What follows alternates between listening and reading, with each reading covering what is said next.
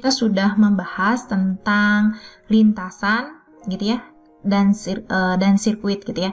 Akan tetapi pada kesempatan kali ini kita akan lebih membahas lebih spesifik, yaitu tentang sirkuit Euler dan Hamilton gitu ya.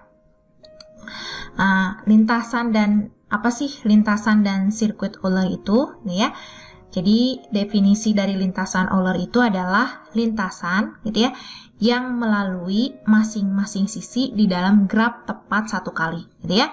Jadi lintasan itu adalah lintasan Euler itu adalah lintasan yang melalui masing-masing sisi di dalam graf tersebut tepat satu kali gitu ya.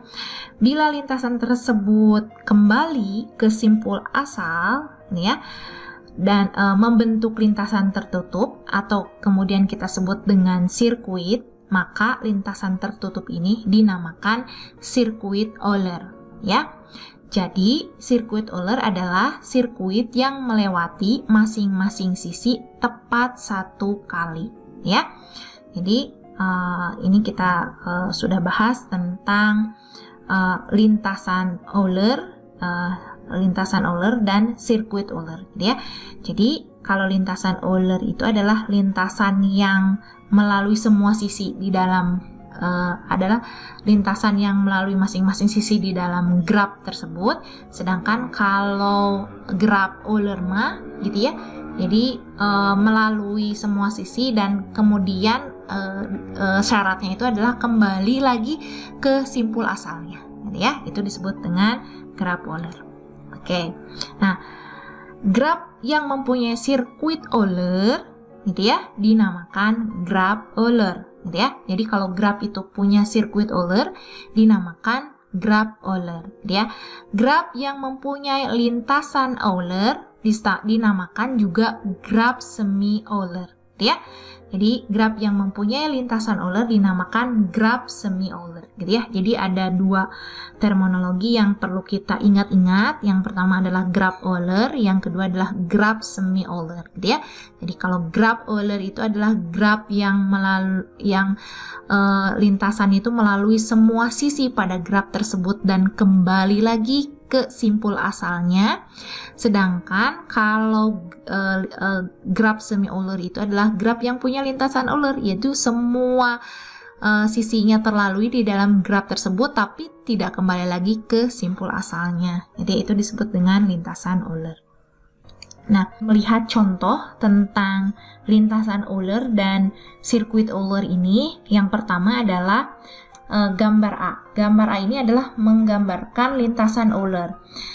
Menggambarkan lintasan Euler karena kita akan graf ini dilalui, kita bisa adalah lintasannya melalui semua sisi pada graf ini gitu ya, dari simpul 3 terus ke simpul 1 gitu ya, terus ke simpul 2, terus ke simpul 3, dari 3 ke 4, dari 4 ke 1 gitu ya. Jadi simpul asalnya 3, simpul akhirnya 1, dan pada graf ini dilalui semua sisinya dilalui, maka disebut dengan lintasan Euler ya. Nah, yang seperti ini dinamakan lintasan Euler. Terus yang kedua, pada gambar B ini kita lihat dari simpul 1 itu mulainya gitu ya, ke 2, dari 2 ke 3, dari 3 ke 4, dari 4 ke 7, dari 7 ke 3, dari 3 ke 5 ya. Dari ini 5 di sini, mohon maaf, dari 3 ke 5, dari 5 ke 7, dari 7 ke 6, dari 6 ke 5 lagi, dari 5 ke 2, dari 2 ke 6, dari 6 ke 1 gitu ya. Jadi semua sisi pada graf ini dapat dilalui gitu ya. Maka kemudian graf B ini disebut dengan sirkuit Euler ya. Karena gambar A ini memiliki lintasan Euler, maka graf yang seperti ini gitu ya, maka graf A ini disebut dengan graf semi Euler. Sedangkan gambar B ini disebut dengan graf Euler karena memiliki sirkuit Euler gitu ya. terus kita akan melihat teorema. Nah, graf terhubung tak berarah G adalah yang pertama disebut dengan graf Euler jika hanya jika setiap simpul di dalam graf tersebut berderajat genap, ya. Jadi syarat untuk menjadi graf Euler adalah setiap simpul di dalam graf tersebut harus berderajat genap. Misalnya contoh kita punya gambar ini, misalnya ini G1 ya, graf 1 gitu ya. Kita punya lihat bahwa setiap simpul di G1 ini, setiap simpulnya berderajat genap A, berderajat genap B, berderajat genap C, berderajat genap D, berderajat genap E juga sama, F juga berderajat genap, G juga berderajat genap. Karena setiap simpul dalam graf tersebut berderajat genap gitu ya, maka graf ini bisa dikatakan sebagai graf Euler. Yang kedua, graf semi-Euler jika dan hanya jika di dalam graf tersebut tepat dua simpul berderajat ganjil, ya. Jadi kita lihat simpul 1 berderajat genap, simpul 3 berderajat genap, simpul 2 dan 4 itu berderajat ganjil, gitu ya. Maka graf yang kedua ini, atau saya tulis dengan G2, gitu ya, ini disebut dengan graf semi-Euler karena kita melihat dari aspek derajat dari setiap simpulnya, gitu ya. Nah, selanjutnya, teorema selanjutnya adalah graf terhubung berarah G memiliki sirkuit Euler jika dan hanya jika G terhubung dan setiap simpul memiliki derajat masuk dan derajat keluar yang sama, ya. Nah, syaratnya graf G ini memiliki sirkuit Euler, gitu ya. Jadi syarat agar graf G ini memiliki sirkuit Euler adalah yang pertama, grafnya itu harus terhubung, gitu ya. Yang kedua, setiap simpulnya memiliki derajat masuk dan derajat keluar yang sama, gitu ya. Contoh, gitu ya. Graf yang pertama ini adalah graf terhubung, gitu ya. Apa yang dimaksud graf terhubung? Sebelumnya sudah pernah kita bahas bahwa graf terhubung itu adalah graf yang setiap simpulnya, dua simpul di dalam graf tersebut terhubung, gitu ya. Misalnya kita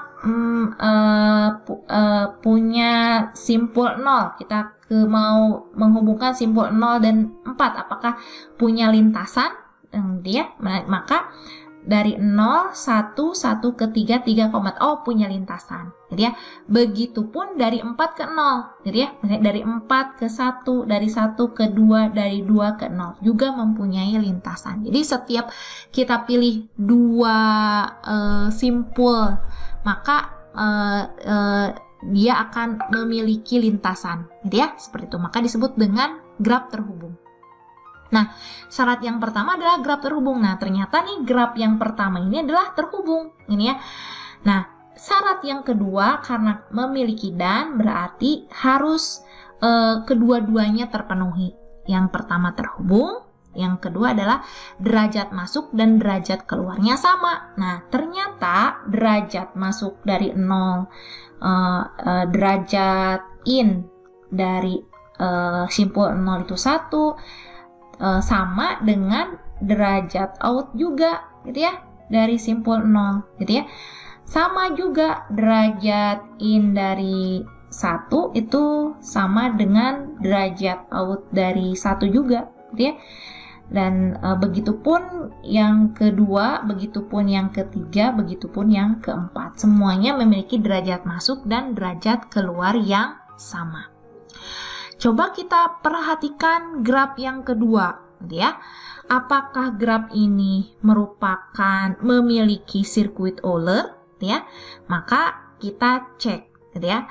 Yang pertama adalah apakah graf G ini terhubung, gitu ya.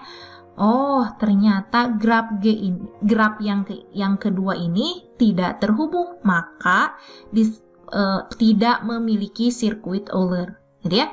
Jadi yang pertama tadi ini memiliki sirkuit Euler, gitu ya. Ini memiliki sirkuit Euler dengan syaratnya tadi terhubung dan setiap derajat masuk dan derajat keluarnya sama. Nah, kalau yang kedua mah dia tidak terhubung. Kenapa? Ambil contoh misalnya apakah simpul A dan G terhubung? Gitu ya. Oh, ternyata simpul A dan G tidak terhubung karena tidak memiliki lintasan dari simpul A ke G. Gitu ya. Nah, karena tidak memiliki lintasan dari A ke G atau dari G ke A, maka graf yang kedua ini disebut dengan graf graf ini adalah tidak terhubung. Karena tidak terhubung, maka pasti tidak memiliki sirkuit Euler, gitu ya. Apalagi kalau kemudian kita cek bahwa setiap simpulnya tidak memiliki derajat masuk dan derajat keluar yang sama. Nah, misalnya yang B itu ternyata derajat masuknya 1, gitu ya. Misalnya D in derajat masuknya B adalah 1 dan derajat out B-nya itu adalah 3, gitu ya. Maka graf ini juga pasti tidak memiliki sirkuit Euler. Tapi karena ini adalah dan, gitu ya, maka kalau dan itu dua-duanya harus terpenuhi. Ya, yang pertama terhubung dan setiap simpulnya memiliki derajat masuk dan derajat keluar yang sama. Akan tetapi kalau misalnya kita sudah cek bahwa graf itu tidak terhubung, ya pasti sudah tidak bisa memiliki sirkuit Euler karena syaratnya harus dua-duanya. Jadi kalau salah satunya aja tidak terpenuhi, maka sudah cukup menggambarkan bahwa graf tersebut adalah tidak memiliki sirkuit Euler. Ya, selanjutnya graf terhubung berarah G, gitu ya. Kalau tadi kita bicara tentang sirkuit Euler-nya, kalau yang kedua ini kita memiliki lintasan Euler. Graf G yang memiliki lintasan Euler hanya jika G-nya terhubung dan setiap simpulnya memiliki derajat masuk dan derajat keluar sama, kecuali dua simpul, gitu ya. Yang pertama memiliki derajat keluar 1 lebih besar dari derajat masuk. Yang kedua, maksudnya yang kedua itu simpulnya ya. Simpul yang kedua memiliki derajat masuk 1 lebih besar dari derajat keluar, gitu ya. Jadi lebih besar derajat masuk lebih besar 1 gitu ya. Dan derajat keluar juga sama lebih besar 1. Jadi ada dua simpul yang memiliki sifat seperti itu, maka disebut dengan graf yang memiliki lintasan Euler. Nah, contohnya misalnya simpul 1 memiliki derajat keluar dan masuk yang sama, gitu ya. Derajat in dan out yang sama. Simpul 4 juga sama, kecuali dua simpul, gitu ya. Nah, simpul yang ketiga, gitu ya, kita cek yang kedua dulu tuh. Simpul yang kedua memiliki derajat masuk, gitu ya. Derajat masuk simpul kedua itu adalah 1.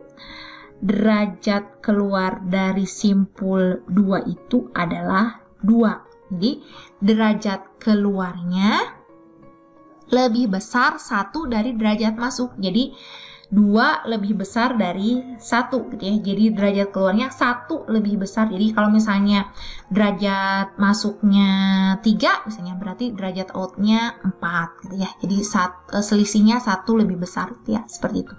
Terus kemudian yang kedua, yang derajat yang simpul 3, ternyata simpul 3 itu memiliki derajat in masuknya adalah 2 gitu ya, dan derajat keluarnya adalah 1 gitu ya, sehingga lebih besar 1 dari derajat keluarnya. Derajat masuk lebih besar 1 dari derajat keluarnya gitu ya. Maka graf yang seperti ini disebut dengan graf yang memiliki lintasan Euler. Selanjutnya kita akan melihat contoh tentang graf berarah lagi gitu ya. Nah, yang pertama adalah gambar A ini disebut graf berarah yang mempunyai sirkuit Euler gitu ya. Maka kalau memiliki sirkuit Euler disebut dengan graf Euler gitu ya. Kita bisa cek, ternyata bisa kita buat lintasannya gitu ya, yaitu lintasan tertutup, yaitu dari simpul A kembali lagi ke simpul A gitu ya, seperti itu. Nah, kemudian yang G ini adalah graf berarah yang mempunyai lintasan Euler gitu ya, tapi tidak kembali lagi ke simpul awalnya gitu ya. Maka ini disebut dengan lintasan Euler.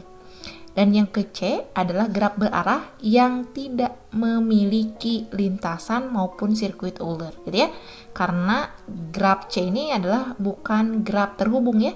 Jadi kalau kita cek misalnya dua simpul di dalam graf ini gitu ya, misalnya simpul A dan simpul C, ternyata kita hanya bisa membuat lintasan dari A ke C, tapi kita tidak bisa membuat lintasan dari C ke A. Maka ini bukan graf terhubung gitu ya. Kalau tidak terhubung, maka sudah dipastikan dia tidak memiliki lintasan maupun sirkuit Euler ya. Selanjutnya ada satu permainan yang disebut dengan graf bulan sabit gitu ya. Yang permainan ini disebut dengan Mohammed Scheimiters gitu ya. Jadi dari kita bisa menggambar gitu ya bulan sabit ini tanpa kemudian mengangkat pensil. Jadi melalui semua sisi pada graf ini tanpa mengangkat pensil, dengan menggambar dimulai dari simpul A gitu ya. Kita mulai dari simpul A, kemudian ke simpul B, dari simpul B ke D, dari G ke H, ke J gitu ya, dari J ke I, dari J ke I, ke F gitu ya, ke E, terus kemudian ke sini kita ke C, balik lagi ke sini, ke G, ke K, ke H, ke I, ke E, nah balik lagi ke A gitu ya. Maka ini gambar permainan bulan sabit ini disebut dengan sirkuit Euler. Jadi kita bisa menggambar bulan sabit seperti ini tanpa mengangkat pensil. Nah, terus kemudian kita juga akan melihat contoh tentang lintasan Euler gitu ya. Gambar di bawah ini adalah denah lantai dasar sebuah gedung. Apakah mungkin berjalan melalui setiap pintu di lantai itu hanya satu kali saja gitu ya? Jika boleh, mulai memasuki pintu yang mana gitu ya. Nah, kita akan melihat gimana caranya kita masuk ke pintu ini gitu ya, ke setiap pintu gitu ya, tanpa hanya satu kali, tepat hanya satu kali. Nah, skemanya seperti ini. Jadi graf ini adalah kita bisa buat adalah graf lintasan Euler. Jadi bukan sirkuit Euler tapi lintasan Euler, karena memiliki dua buah simpul gitu ya, 1 dan 6 berderajat ganjil. Jadi kalau misalnya kita gambar lintasannya seperti ini gitu ya, dari dari ruang 1 ini ke 4 gitu ya, terus kemudian 4 ke 5 gitu ya, ke ruangan 5, terus dari 5 ke 2, ke 3, ke 6, ke 5 keluar gitu ya, seperti ini gitu ya. masuk ke pintu ke sini gitu ya. Nah, terus kemudian balik lagi ini mengikuti alur panah gitu ya, maka terakhir di simpul 6. Jadi awal dari simpul 1 berakhir di simpul 6. Maka contoh ini adalah merupakan contoh lintasan Euler. Jadi kalau graf ini punya lintasan Euler, maka graf ini disebut dengan graf semi Euler, gitu ya.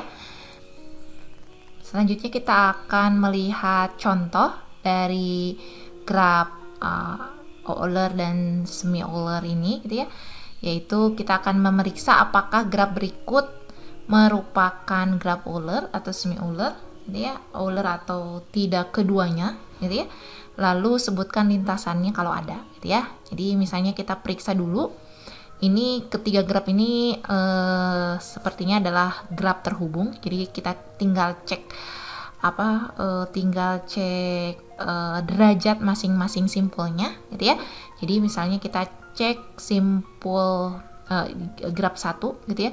Ini simpul satunya berderajat ganjil, terus kemudian simpul 2 genap, simpul 3 ganjil. Saya buletin yang berderajat ganjil ya. Yang ke-5 juga ganjil, gitu ya. Yang ke-7 juga ganjil, dan yang lainnya adalah sisanya genap, gitu ya. Karena ada ada 4 nih, gitu ya. Ada 4 yang berderajat ganjil, maka G1 ini bukan graf Euler ya. Bukan graf Euler maupun graf semi Euler, gitu ya. Jadi G1 bukan graf Euler maupun semi Euler, gitu ya. Karena ada 4 yang berderajat ganjil. Terus kemudian kita cek yang G2. Yang G2 ini kita cek, ternyata simpul 6 berderajat ganjil, simpul 1 genap, simpul 2 ganjil, gitu ya. Simpul 3 genap, simpul 4 genap, simpul 5 juga genap, gitu ya. Jadi ada 2 yang berderajat ganjil. Nah, kita akan lihat lintasannya, gitu ya. Maka yang kita perhatikan, kita akan membuat lintasan yang berawal dari simpul 6 dan berakhir di simpul 2, gitu ya. Seperti itu. Misalnya kita dari 6 ke 1, gitu ya. Dari 1 ke 5, gitu ya. Mungkin sambil ditulis ya, dari 6 ke 1, dari 1 ke 5, dari 5 ke 6, gitu ya. Dari 5 ke 6, dari 6 ke 2, dari 6 ke 2, dari 2 ke 4, gitu ya. Dari 4 ke 1, gitu ya. Dari 4 ke 1, dari 4 ke 1, dari 1 ke 2, dari 1 ke 2, dari 2 ke 5, gitu ya. Dari 2 ke 5, dari 5 ke 4, dari 4 ke 3, lalu kembali lagi ke 2, gitu ya. Ini lintasannya dari 6 ke 1, 1 ke 5, 6, 2, 4, 1, 2, 5, 4, 3, 2. Nah, ya. Dan yang ketiga ini, graf yang ketiga, gitu ya, kita akan cek ini adalah graf terhubung, gitu ya. Ternyata 6 dan simpul 6 dan 3 itu berderajat ganjil dan sisanya semua berderajat genap. Jadi kita bisa buat lintasan dari 6 yang berakhir di 3, gitu ya. Jadi kita bisa mulai dari 6 ke 1 misalnya, gitu ya. Dari 1 ke 5, gitu ya. Dari 5 ke 6, dari 6 ke 2, dari 2 ke 5, dari 5 ke 3, dari 3 ke 4, dari 4 ke 2, dari 2 ke 3, gitu ya. Seperti itu, ya. Kita bisa buat lintasannya. Jadi dari 6 kita tulis 1, ini 1, dari 1 ke 5, dari 1 ke 5, dari 5 ke 6, dari 6 ke 2, dari 6 ke 2, ke 5, ke 3, ke 4, ke 2 lagi, baru terakhir di 3, gitu ya. Seperti itu. Jadi awalnya dari simpul 6 dan berakhir di simpul 3. yang G2 ini dan G3 ini maka disebut dengan graph semi-Euler karena hanya memiliki lintasan Euler. Jadi nggak kembali ke simpul awal, gitu ya. Demikian pembahasan tentang graph Euler dan semi-Euler. Mudah-mudahan bermanfaat. Wassalamualaikum warahmatullahi wabarakatuh.